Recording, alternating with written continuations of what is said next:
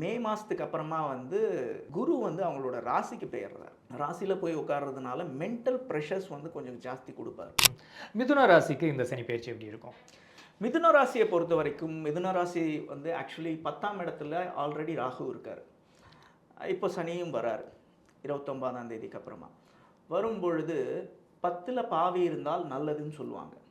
So அப்படி இருக்கும் பட்சத்தில் 10ஆம் இடம்ங்கிறது வந்து தொழில் ஸ்தானம். தொழிலில் வந்து இதுவரையிலும் அவங்க ஃபேஸ் பண்ணிட்டு இருந்த நிறைய தடைகளெல்லாம் உடச்சி எறிஞ்சிட்டு வருவாங்க.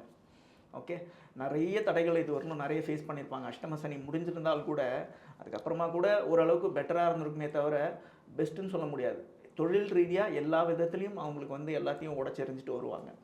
ஃபஸ்ட் விஷயம். பட் மே மாதத்துக்கு அப்புறமா வந்து குரு வந்து அவங்களோட ராசிக்கு பெயர்றார். ராசியில் போய் உட்கார்றதுனால மென்டல் ப்ரெஷர்ஸ் வந்து கொஞ்சம் ஜாஸ்தி கொடுப்பார். என்னதான் வந்து தொழிலில் வந்து முன்னேற்றம் இருந்தாலும் பிரச்சனைகள்லேருந்தெல்லாம் வெளியில் வந்தாலும் மென்டல் ப்ரெஷர் மீன்ஸ் அதாவது வந்து குடும்ப ரீதியான பிரச்சனைகள், எதிரி ரீதியான பிரச்சனைகள், கடன் ரீதியான பிரச்சனைகள் இதெல்லாம் கொடுக்கறதுக்கான வாய்ப்புகள் நிறைய இருக்குது. ஸோ அதில் ரொம்ப கேர்ஃபுல்லாக இருக்கணும். மெயினாக வந்து ஃபேமிலி ரிலேஷன்ஷிப் இது சம்மந்தப்பட்ட விஷயங்களில் வந்து ரொம்ப கேர்ஃபுல்லாக இருக்கணும். மெயினாக குரு உட்கார்ற இடத்த விட குரு பார்க்குற இடத்துக்கு தான் வந்து பவர் ஜாஸ்தின்னு சொல்லுவாங்க.